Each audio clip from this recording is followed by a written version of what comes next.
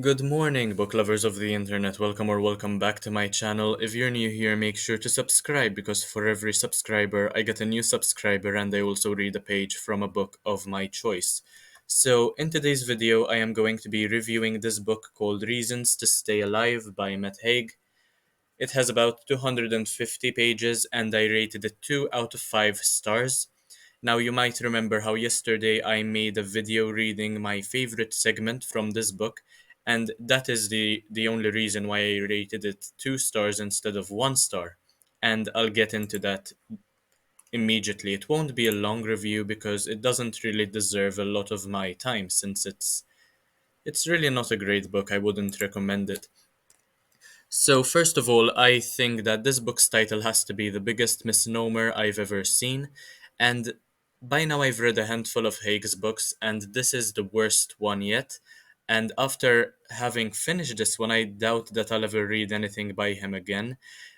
His best bet when it comes to writing is probably writing children's books, and even then, it is the illustrations that help his story the most.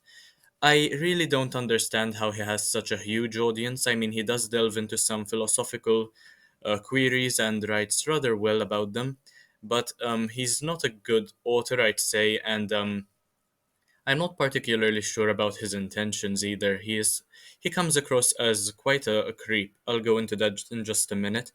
This one was not helpful in the slightest, and it's more of a memoir detailing Haig's own issues with depression and anxiety, rather than giving his readers reasons to stay alive, as the title mentions.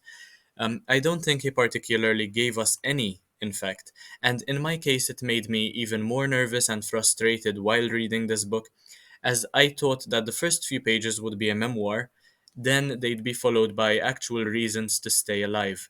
I only bought this book because of how relatively cheap it was. I think it was something like €3 or so, and that's why I picked it up. But I doubt I'll ever do that again, even if it's that inexpensive. I understand how giving reasons to stay alive can be very subjective, but if you're going to market your book in such a way, you shouldn't waste your loyal readers' time by clickbaiting them like this. At least do try to give them some proper reasons, some valuable reasons to stay alive rather than being greedy and speaking solely about your own issues. Now, as I mentioned, there was a particular passage about how books are an escape from certain mental issues that resonated with me, and that is the only reason why this book didn't get 1 star, as I mentioned. Now, this book overall just felt like a selfish attempt to get rid of his own issues and dump them onto someone else under the preface of helping them, and it felt quite manipulative, to be honest. Kind of like a scam even. I wouldn't recommend this in any way.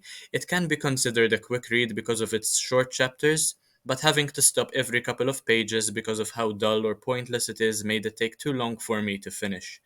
The only reasons to stay alive in this book are the ones his Twitter followers gave him and which he included in the book, so there's no particular originality either. And I know that this is a non-fiction book, but still you have to be engaging at least rather than be so lazy. I feel betrayed by the title and by Haig himself. I think of this book as a complete and utter waste of time, and I am surprised that his girlfriend, or now wife, I suppose, Andrea, managed to put up with him for so long. I know that that is not a kind thing to say, but still, I'm glad that he found somebody to take care of him so well. I guess everyone deserves somebody like that if they're going through a tough time. He mentions how hate is not helpful in any circumstance, kind of like a safety net for me not to hate on his book. But in this case, I feel quite relieved dumping on this book in the way the people who rated it higher than I did should have, and I still think that Mid Haig is one of the most overrated writers out there, and he doesn't really deserve a lot of attention. Anyway, that's all from me about this book called Reasons to Stay Alive. It is a non-fiction book, and if you agree with me, let me know in the comment section. If you disagree with me, let me know in the comment section, and make sure to leave a like, subscribe, share with your friends, and check out my other videos. and I hope to see you in the next one very, very soon. Thank you for watching. Bye, guys.